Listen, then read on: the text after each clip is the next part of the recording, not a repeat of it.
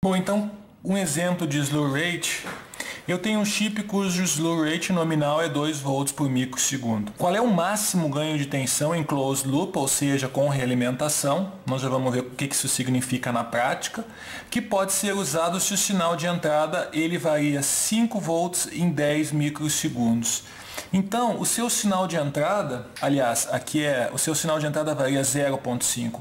Então, o seu sinal de entrada, ele é um negócio assim, ele varia 0,5 volts, esse aqui é o Vin, e aqui é o T, em 10 microsegundos. Você vai naturalmente querer dar um ganho nesse negócio. Se você der um ganho muito alto, o seu amplificador operacional não vai conseguir responder o mesmo shape da curva, vai ter distorção. Qual que é o máximo ganho que você consegue fazer? Quem diz isso é o slew rate do dispositivo. Então, a tensão de saída é o ganho vezes a tensão de entrada. Se nós dividirmos isso por ΔT, o que vai acontecer? O seu A máximo vai ser o quê? O máximo ganho sem distorção vai ser o quê? ΔVO por ΔT, ΔVI por ΔT. Só que o seu ΔVO por ΔT é exatamente a definição de slew rate. Então, o que vai acontecer aqui? Qual que é o slew rate do seu dispositivo?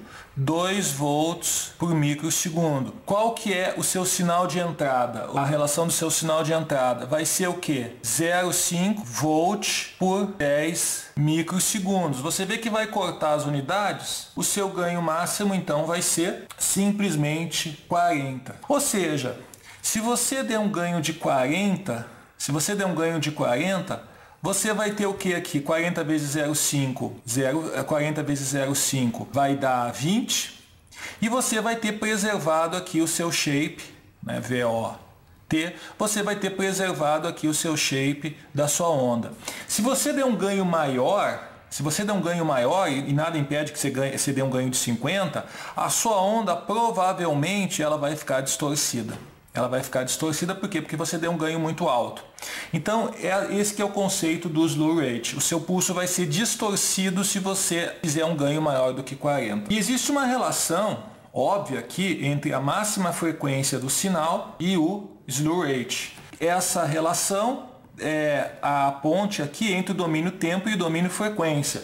Então, se você supõe que a sua saída é um sinal senoidal, ou seja, K seno 2πf t, qual que vai ser a máxima variação temporal? A máxima variação no tempo vai ser simplesmente esse ΔVO sobre ΔT. E você vai pegar o valor máximo disso. Ou seja, o valor máximo de o 2π passa para fora, 2πfk vezes seno. O seno, o valor máximo é 1, né? Seno de 2πft. Isso aqui, o valor máximo é 1, logo a máxima variação no tempo vai ser igual a 2πfk, onde K é o que? É a amplitude da sua senoide.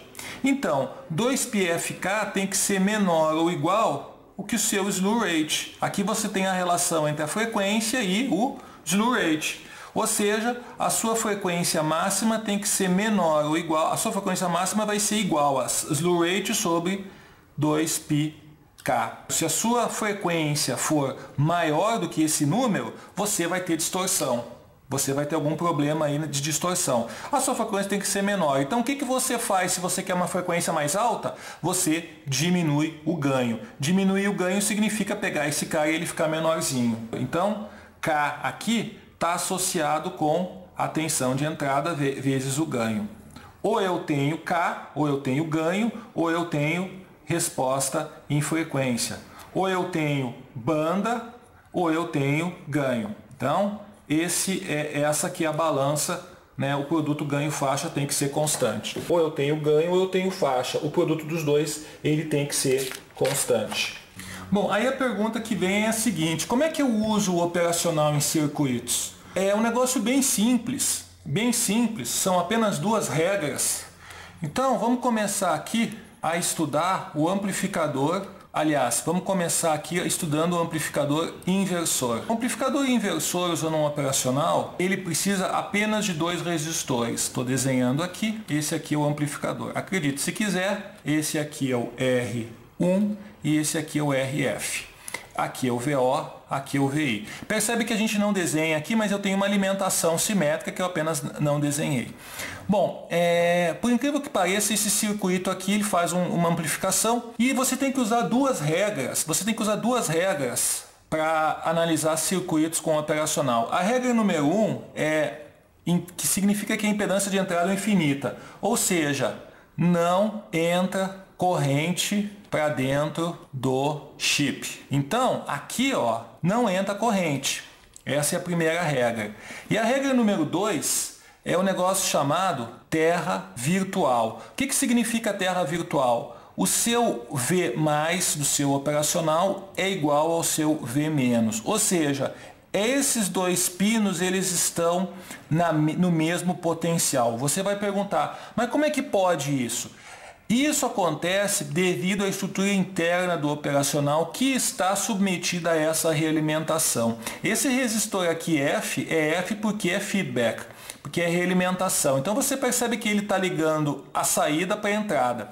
Só que essas duas regras só servem para um negócio chamado realimentação negativa. Essas duas regras são bem simples, você vai entender rapidinho, mas elas só servem quando o pino que está ligado na saída é o menos. Se você ligar o pino mais, é outra história completamente diferente, aí você tem realimentação positiva. Então, se você tem realimentação negativa, se é o menos que está sendo realimentado, você vai seguir isso. Não entra corrente para dentro e esses dois pinos estão no mesmo potencial. Bom, então, se você for olhar isso, se você for analisar essas duas regrinhas, e vale sempre quando tem realimentação negativa, você vê, tem realimentação negativa? Tem. Então, essa corrente aqui é zero.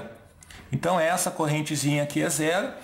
E a segunda regra diz que eu tenho terra virtual. Se eu tenho ground aqui, ó, eu também tenho que ter ground aqui. Então, eu também tenho que ter ground ali. Agora, você vê, se eu for desenhar aqui, ó, aqui eu tenho VI e aqui eu tenho R1. E aqui eu tenho meu RF. Se eu tenho ground aqui, o que significa que essa corrente aqui é VI por R1? Porque eu tenho VI menos zero dividido pelo resistor. Essa corrente VI por R1 não pode entrar aqui para dentro, porque a corrente é zero, a impedância de entrada é infinita. Ela só pode fazer isso. Ela só pode circular no resistor RF. Então, se aqui eu tenho VO e aqui eu tenho ground, o que significa isso? Essa corrente vai fazer esse caminho aqui. Significa que o meu VO vai ser menos essa corrente I vezes o resistor RF. Só que essa corrente I é igual a essa. Então eu escrevo menos VI R1 vezes RF. Naturalmente, o ganho de tensão é a relação entre as tensões de saída pela entrada. O ganho é simplesmente menos RF por R1. Fim de papo. Acabou a conversa. É só isso que você precisa. Você já definiu qual que é o seu ganho. Então, se eu colocar um resistor de 100K e um de 1K aqui, eu vou ter um ganho de 100. Menos 100. Se eu colocar um resistor de 1K e um de 100, eu vou ter um ganho de 10. Então, o ganho depende, né? Eu posso fazer isso, o meu ganho fica variável. Você percebe que isso é infinitamente mais fácil do que transistor e MOSFET. Basta você colocar um potenciômetro aqui e você tem o ganho que você quiser, ressalvado o negócio de as bandas de passagem que nós acabamos de falar. Mas de qualquer maneira, você tem o ganho que você quiser, detalhe, sem se preocupar em polarização. Basta você ligar isso no mais 12 menos 12, acabou a conversa. Esse então é um amplificador inversor e eu tenho um outro que é o amplificador não inversor. O amplificador não inversor, o que vai acontecer com ele? Ele vai fazer o seguinte, eu vou entrar com o sinal aqui, VI, e eu vou ter esse negócio aqui, ó. Olha como é fácil. Eu vou ter aqui o RF e aqui o V, aqui o R1. Feedback R1. Você vê, eu continuo com realimentação negativa, porque a saída está ligado no menos. Se eu tenho realimentação negativa, eu tenho um terra virtual, ou seja, o meu VI, ó, ele vai aparecer nesse nó aqui. Por quê? Porque ele está aqui, ele vai aparecer aqui. Então, você vai ter a seguinte situação. Qual que é essa corrente que passa aqui, ó? Essa corrente que passa aqui é igual a essa corrente que passa aqui, porque não vai corrente para dentro do operacional. Tudo que passa aqui chega nesse nó tem que descer. Qual que é essa corrente que desce? Essa corrente que desce é VI por R1, certo? Eu tenho VI aqui, ground aqui, essa corrente é VI por R1. E qual que é essa corrente aqui? Qual que é a expressão dessa corrente? É VO menos VI sobre RF. Então, você vai ver que VI 1R1 mais 1RF é igual a VO RF. O que é isso aqui? Produto pela soma. R1RF, R1 mais RF, vezes VO-RF. Corto. Eu vou ter que o meu VO por VI vai ser o quê? 1 mais RF por R1. Esse aqui, então, é o ganho. Você vê, é o ganho não inversor. Eu não tenho um menos aqui na frente. Faz diferença isso na prática? Na maior parte dos casos, não. Qual dos dois que é melhor? Não tem muita diferença entre usar um e outro. A única coisa é a seguinte: esse amplificador inversor, ele permite ganhos menores que 1. Aqui não, né? Aqui não. Aqui sempre eu tenho um ganho maior do que 1. Aqui eu posso ter um ganho de 0,5, 0,4, posso ter uma atenuação. Nesse não. Mas afora isso, não há motivo para você usar um ou outro, qual que é melhor, qual que é pior. Aquela operação de circuito que nós falávamos do buffer, ou seja, quando você tinha ganho 1, a gente falava a beça no coletor comum, né, ou no common drain, no dreno comum. Então tinha lá todos aqueles pequenos sinais, aqueles cálculos de polarização, etc, etc. Como é que você faz isso no caso de um operacional? Não pode ser mais simples. Você vai fazer isso aqui, ó. Você vai entrar com o seu sinal aqui e o seu sinal vai aparecer aqui na saída, igualzinho à entrada. Tá certo isso? Vamos ver. Se eu tenho realimentação negativa, eu checo. Tenho sim, ó. Esse pininho está ligado nesse. Se eu tenho realimentação negativa, esse VI vai aparecer aqui, ó. Se ele aparecer aqui, esse fio vai dar a voltinha e vai aparecer aqui na saída. A diferença é a seguinte: como a impedância de entrada é praticamente infinito, esse negócio não carrega o circuito que vem para cá. Esse circuito não carrega os circuitinhos que vêm anteriormente dele. E como a impedância de saída é baixa, 100 ohms, 10 ohms, você pode ter um ganho de corrente, você pode colocar uma carga mais baixa aqui, certo? Então esse é o buffer. Ou seja, você consegue ter o mesmo sinal na entrada igual, o mesmo sinal na saída igual ao que está na entrada. Ou seja, você pode ter assim um sensor que tem uma alta impedância de saída, que é o caso, um sensor magrinho, um sensor pequenininho. Se você ligar isso num transistor bipolar, etc., ele vai sugar muita energia porque a impedância de entrada dele vai ser muito baixa, como nós falamos.